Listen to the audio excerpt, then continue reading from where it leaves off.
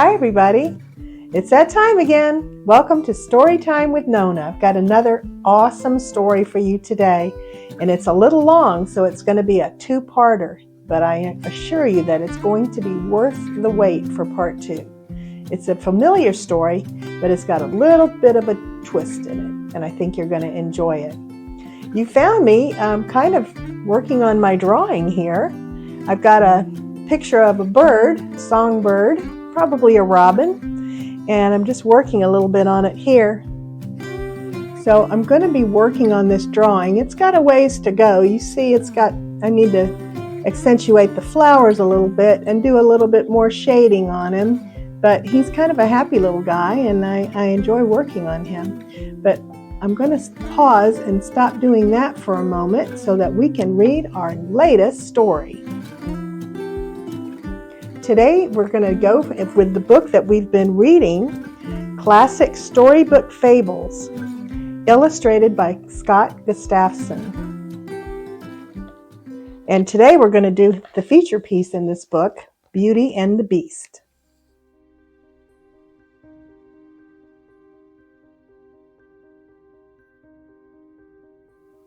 Beauty and the Beast. Once upon a time there was a very rich merchant who had 3 daughters. The girls were all pretty, but the youngest was so striking that even as a child, she was given the nickname Beauty. As she grew, the name continued to suit her, so Beauty remained. She was not only beautiful to look at, but a lovely person on the inside as well, and everyone who knew her adored her. Everyone, that is, except her 2 sisters, who were envious of her in every way. Where she was humble and kind, they were proud and cruel. One day, without warning, the merchant lost his fortune.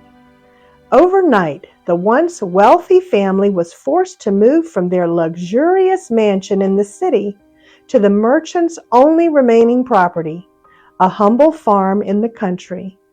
The man went from being a gentleman in fine clothes to being a laborer in the fields. Beauty's life also changed.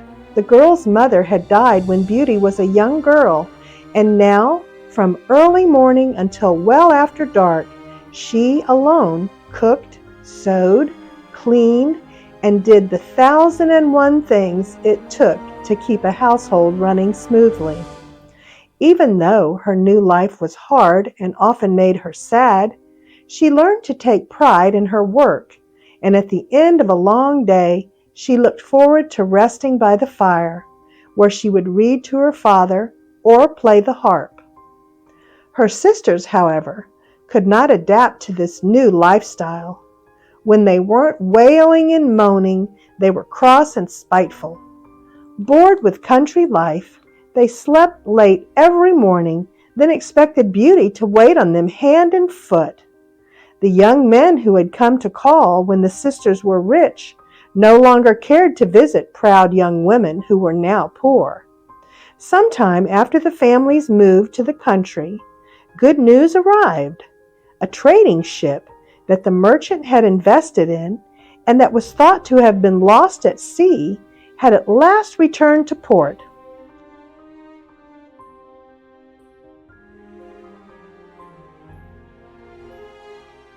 Anticipating that he would make a profit on the goods of the vessel carried, the merchant prepared to make the journey back to town. When his older daughters learned that their fortunes would soon be restored, they begged their father to bring back gifts of splendid gowns, expensive shoes, and fine jewelry. Beauty, however, asked for nothing except his safe return. "Are you sure you don't want anything, Beauty?" her father asked.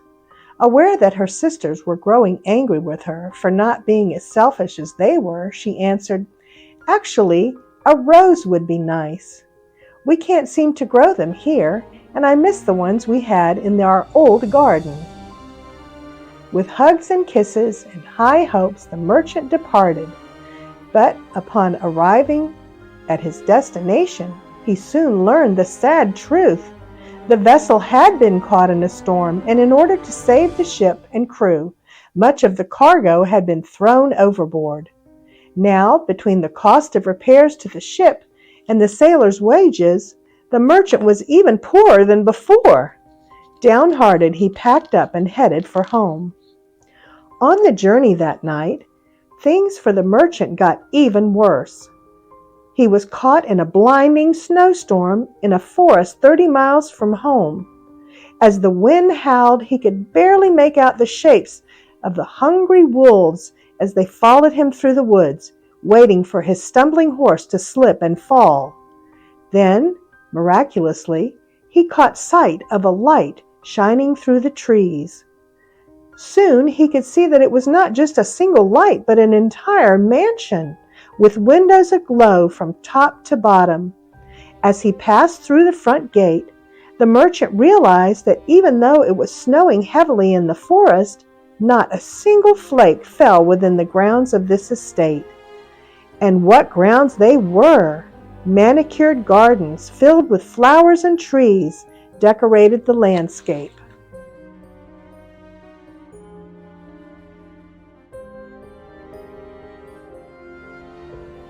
The merchant found a stable, doors wide open, with a warm, dry stall and plenty of fresh hay and water.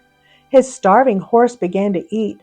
The merchant continued on to the palace, where he hoped to get permission to stay the night. He knocked at the front door and rang the bell, but no one came. To his surprise, the door was unlocked, so he let himself in. He called out, only to hear the echo fade unanswered. To his left was a lovely room with comfortable chairs pulled up to a welcoming fire. He removed his wet cloak and warmed himself by the fireside. There he waited, expecting sooner or later to be discovered by a servant, but no one came. Exhausted, he dozed off and on in the warm glow. The mantel clock chimed, reminding him of the lateness of the hour and of how long he had been sitting undisturbed. Now, quite sure no one was home, he opened the door to an adjoining room where, to his astonishment, he found a candlelit table covered with every sort of wonderful food, but at which only one place had been set. Overcome with hunger, the merchant sat at the table and ate. Still, no one appeared. Surely, he thought, there must be a wonderful fairy who lives here, who is kindly providing everything I need. When he finished eating, he found a turned-down bed and a cheerful fire blazing in a nearby room. "You are most kind, good fairy," he said aloud. He removed his tattered, weather-stained garments, climbed into the bed, and was soon fast asleep. He was amazed the next morning to see that the old clothes he had left on the chair had been replaced by a new, handsomely tailored suit. "Thank you, good fairy," he said as he dressed. In the room where he had dined the previous evening, he now found a sumptuous breakfast awaiting him. Later, as he walked to the stable, he passed beneath a beautiful trellis covered with the loveliest roses. Reminded of his daughter Beauty and her simple request, he plucked a single blossom.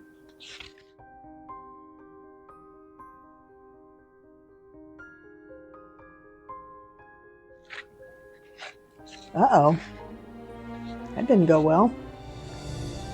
Suddenly, from behind him, there came a terrifying roar, and he turned to see a horrible monster about to pounce on him.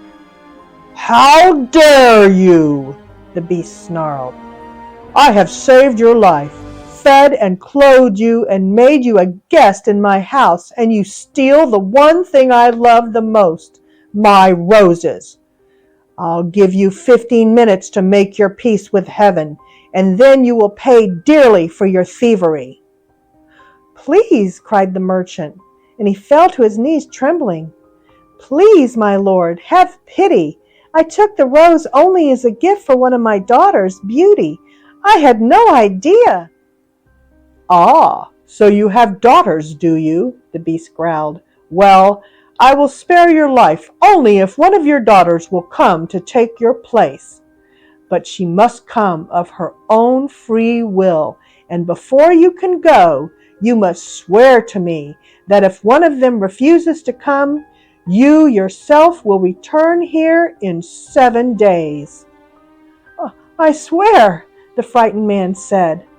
The merchant had no intention of letting one of his daughters take his place, but he agreed, if only to have a chance to say goodbye to his children. Then, as he turned to go, the beast stopped suddenly, and in a surprisingly kind voice said, "No guest of this house ever goes away empty-handed. You will find a chest in your room where you slept. Fill it with whatever you want, and I will have it sent to your home." With that, the beast left him. In the bedroom, the merchant did indeed find a chest, and next to it were pieces of gold and jewels. "Well," he thought, "if I'm going to die, at least my children will be provided for." So he placed some gold and jewels in the chest, closed the lid, and went to the stable to get his horse.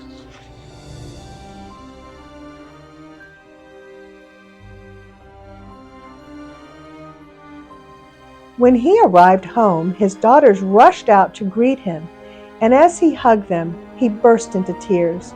He handed Beauty the rose that he still held in his hand, and then told them the entire story. When he had finished, the older daughters wept and angrily turned on Beauty. "It's all your fault. You just had to have a rose," they sneered. "And look, she hasn't shed a single tear." "What good will crying do?" replied Beauty, who indeed did not weep like her sisters. "Besides, Father's not going to die. I asked for the rose, and I intend to pay the price by going to the beast's palace." "No, Beauty," the merchant said. "I will not hear of you sacrificing your young life for mine." "Father, it's of no use for you to try to stop me." Beauty's voice was firm. "I could not live with myself if I knew you had died because of my foolish request."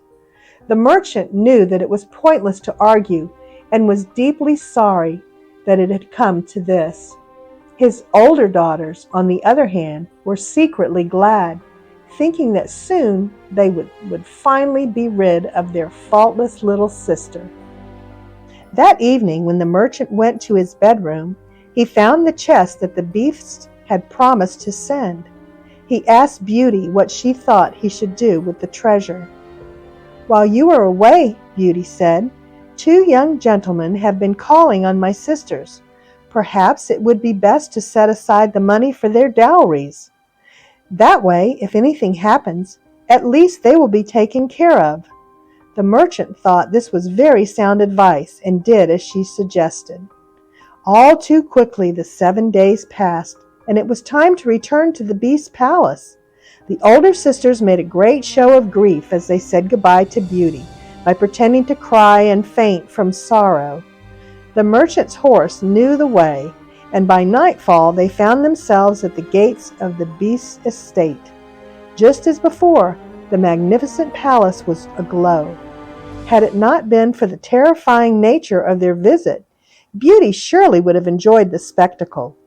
The father and daughter found the garden, the stable, and palace all empty as before. But this time the banquet table was set for 2 instead of just 1. "I suppose this beast wants to fatten me up before he devours me," Beauty thought, so she tried to enjoy what she assumed would be her last meal.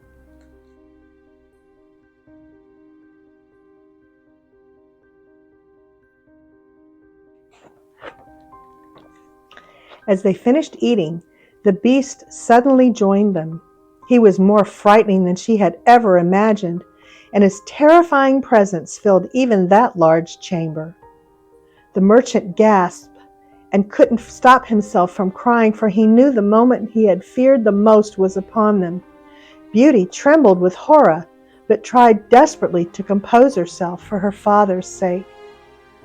"So, your daughter came after all," said the beast as he fixed his ferocious gaze upon her.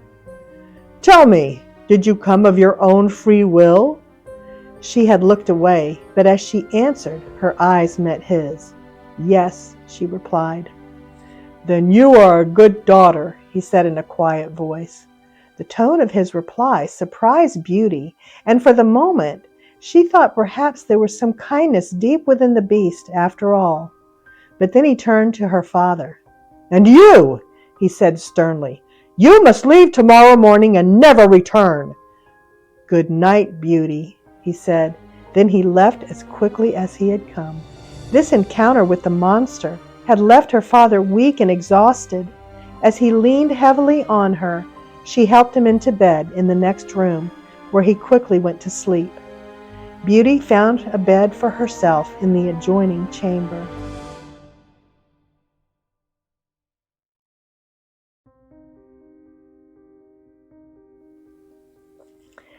So we are going to finish this story next week because there's quite a bit more to it. I hope you enjoyed the story of Beauty and the Beast.